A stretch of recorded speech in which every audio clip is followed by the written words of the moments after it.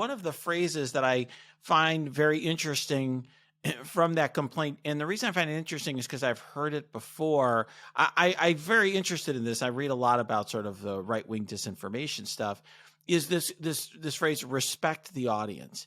And that is like the Fox News internal euphemism. If you are saying the truth about something that does not comport with whatever the right-wing BS meme is of the day, then you'll get a phone call from some bigwig who's like, quote, respect the audience. And what that means is the audience has certain biases, prejudices, and beliefs, and we have to parrot those back on the air. And if we don't, we're going to actually lose viewers and lose money. And so you've got to basically, toe the party line and parrot disinformation. Right. And I'm actually writing about this for my Substack post this week, which will hopefully be out tomorrow. So you can go to asharangappa.substack.com. You can get a free subscription that will include this particular post.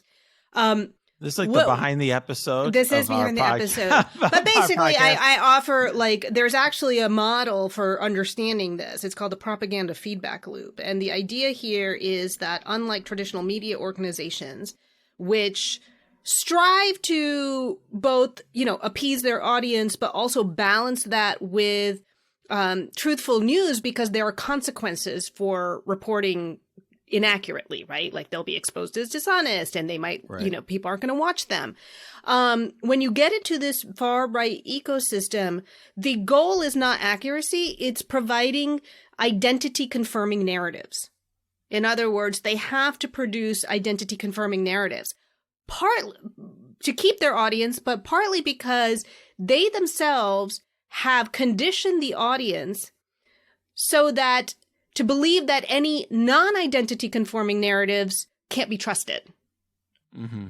Mm-hmm. Like if you hear something that conflicts with what you believe, or with how you your partisan identity, then it is fake news. So in other words, they're sort of in a conundrum of their own making.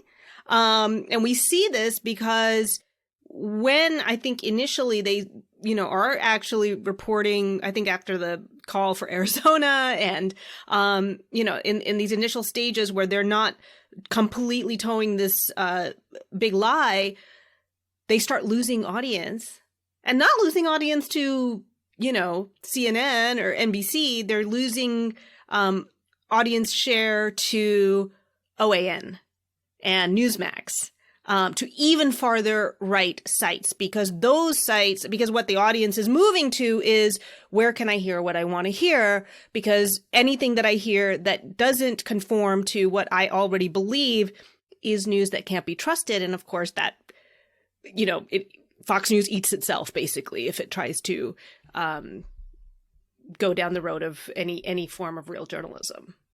Yeah, I remember during that time that Trump was tweeting for people. He was criticizing Fox News and tweeting for his followers to look at these alternatives, right? And it's because they were giving kind of an unflinching, reflexive, affirmation of that narrative. It's interesting because there were, of course, lawsuits threatened there as well. I'm sure you also remember that. I'm sure you see the clips of these Newsmax anchors shutting down people who are saying lies about Dominion on the air, because Dominion had, I think, a very strong claim against Newsmax and OAN as well, and was going after them legitimately. And I think it's interesting because this seems to me like one of the rare areas where you can see very. Like the public can see very distinctly and succinctly how law can matter, because let's just be real.